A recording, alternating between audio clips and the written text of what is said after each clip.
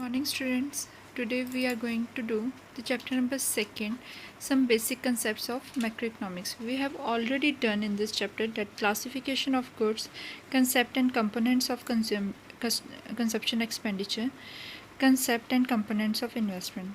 Now we are going to start with the stock and flows. What are stock and what is flow? Meaning of stock.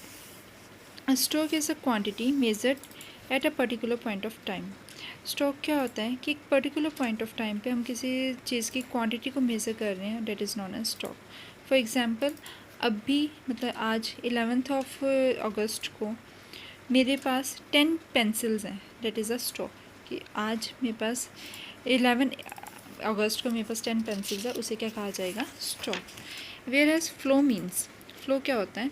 A flow is a quantity measured over a specified period of time. जहाँ पे एक particular time period में flow of quantity को measure किया जाता है, उसे कहते हैं फ्लो ऑफ क्वांटिटी.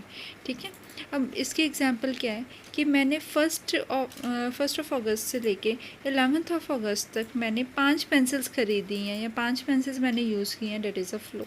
एक पर्टिकुलर टाइम पीरियड पे वो जो स्टॉक है वो एक पर्टिकुलर पॉइंट ऑफ टाइम की बात की जा रही है, और फ्लो में पर्टिकुलर टाइम पीरियड में बात की जा रही है कि हमने 10 दिन में, 1 महीने में, 1 साल में ये काम किया है, उसे क्या कहा जाएगा? फ्लो. ठीक है. Difference between stock and flow. Stock refers to the value of a variable at a particular point of time. इसमें जो स्टॉक में जो स्टॉक की वैल्यू, इसमें क्या है, वेरिएबल की वैल्यू जो है एक पर्टिकुलर पॉइंट ऑफ टाइम में मेज़र की जाती है. वेयर एज फ्लो में एक टाइम पीरियड में, एक ड्यूरेशन में स्टॉक की वैल्यू को कैलकुलेट किया जाता है.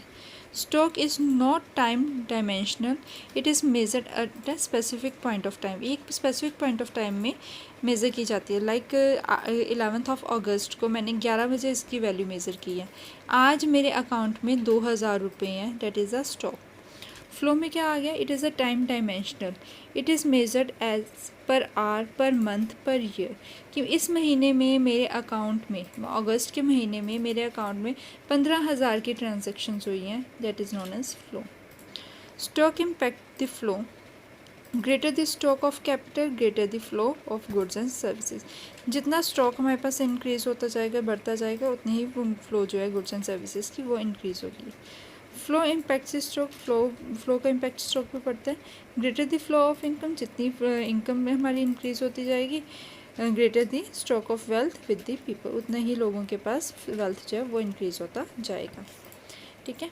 नेक्स्ट टॉपिक है 4 sectors of the economy. Economy के जो 4 सेक्टर्स हैं उसके बारे में हम डिस्कस करेंगे. They are 4 sectors of economy, that is the household sector, producer sector, government sector and the external sector. Firstly हम डिस्कस करेंगे हाउस होल्ड सेक्टर के बारे में.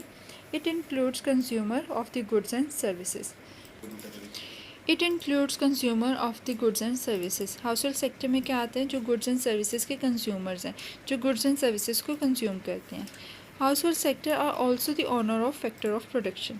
हाउस होल्ड सेक्टर के जो लोग हैं, जो पीपल हैं, वो प्रोडक्शन की फैक्टर ऑफ प्रोडक्शन है उनके ऑनर्स भी होते हैं, क्योंकि वही लोग होते हैं जो बिजनेस सेक्टर को, प्रोड्यूसर सेक्टर को लैंड प्रोवाइड करते हैं, लेबर प्रोवाइड करते हैं, मटेरियल प्रोवाइड करते हैं, और पैसे भी प्रोवाइड करते हैं, लाइक कैपिटल प्रोवाइड करते हैं. सो हाउस होल्ड सेक्टर एक तो फैक्टर ऑफ प्रोडक्शन के लिए फैक्टर्स प्रोवाइड करते हैं, और नंबर सेकेंड जो प्रोड्यूसर सेक्टर प्रोड्यूस करते हैं, चाहे वो गुड्स है चाहे वो सर्विसेज है, उनको कंज्यूम भी करते हैं. Second is a producer sector. Producer sector वो सेक्टर होते हैं जो कि गुड्स एंड सर्विसेज को प्रोड्यूस करते हैं. ठीक है. ये गुड्स एंड सर्विसेज को प्रोड्यूस करता है, और जो भी ये प्रोडक्शन हाउस होल्ड सेक्टर से फैक्टर ऑफ प्रोडक्शन परचेज़ करता है, लेता है, उनको पेमेंट भी करता है. जैसे अगर वो लैंड ले रहा है तो उसके रिटर्न में वो उस पर रेंट पे करेगा. अगर वो लेबर ले रहा है तो उन्हें वेजेस पे करेगा. अगर कैपिटल ले रहा है तो उसे उस पर इंटरेस्ट पे करेगा. और अगर एंटरप्रेन्योरियल स्किल्स, मतलब कोई मैनेजर वगैरह आ रहा है तो उन्हें सैलरीज पे करेगा. Third is a government sector. It includes government as a welfare agency and government as a producer. Government sector में गवर्नमेंट को एज अ वेलफेयर एजेंसी भी लिया जाता है और एज अ प्रोड्यूसर भी लिया जाता है, क्योंकि गवर्नमेंट क्या करती है, ये लॉज एंड ऑर्डर्स बनाती है कि हमने एक्टिविटीज़ किस तरह परफॉर्म करनी है और हमने सोसाइटी के वेलफेयर में काम किस तरह करना है, उसके रिगार्डिंग सारी रूल्स एंड रेगुलेशंस बनाती है। प्लस ये प्रोडक्शन में भी हेल्प करती है। कैसे हेल्प करती है?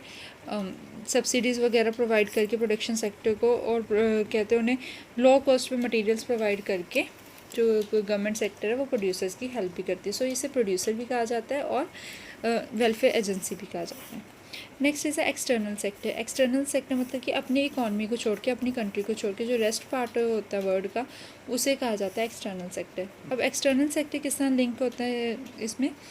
एक्सटर्नल सेक्टर जो है ये डोमेस्टिक इकॉनमी से इंपोर्ट भी करता है और एक्सपोर्ट भी करता है, मतलब हम बाहरली कंट्रीज से सामान मंगवाते भी हैं और बेचते भी हैं।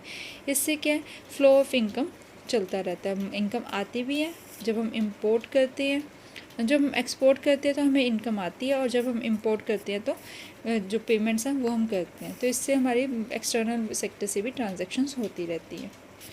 Next is intersectoral flows. Intersectoral flows मतलब कि हर इकॉनमी एक दूसरे से किस तरह लिंक्ड है।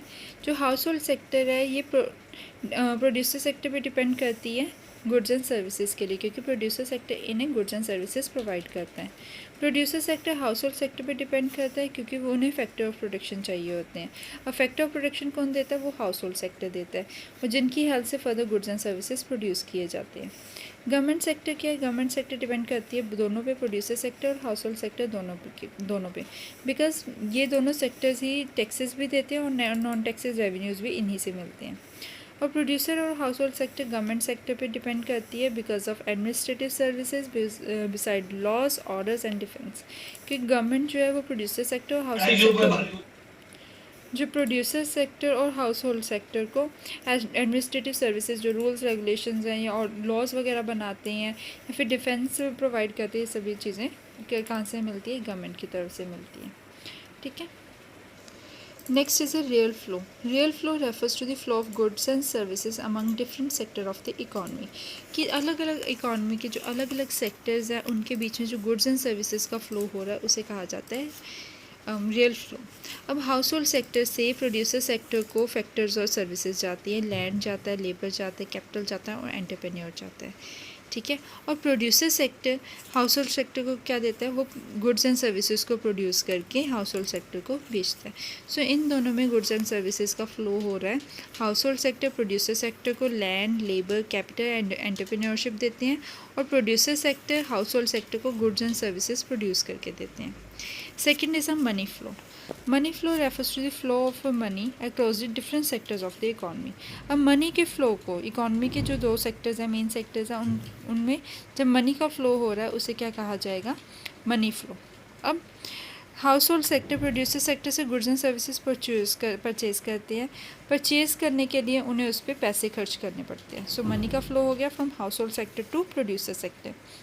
और producer sector household sector को पेमेंट करते हैं जो फैक्टर सर्विसेज उन्होंने यूज़ की हैं, जो लैंड, लेबर, कैपिटल, एंटरप्रेन्योरशिप उन्होंने यूज़ की है, उस पर वो उसकी पेमेंट करते हैं। लैंड की पेमेंट करते हैं वो रेंट से, लेबर की पेमेंट करते हैं वो वेजेस दे के, कैपिटल की पेमेंट करते हैं इंटरेस्ट पे करके, और एंटरप्रेन्योरशिप को वो सैलरीज पे करके उनकी पेमेंट करते हैं।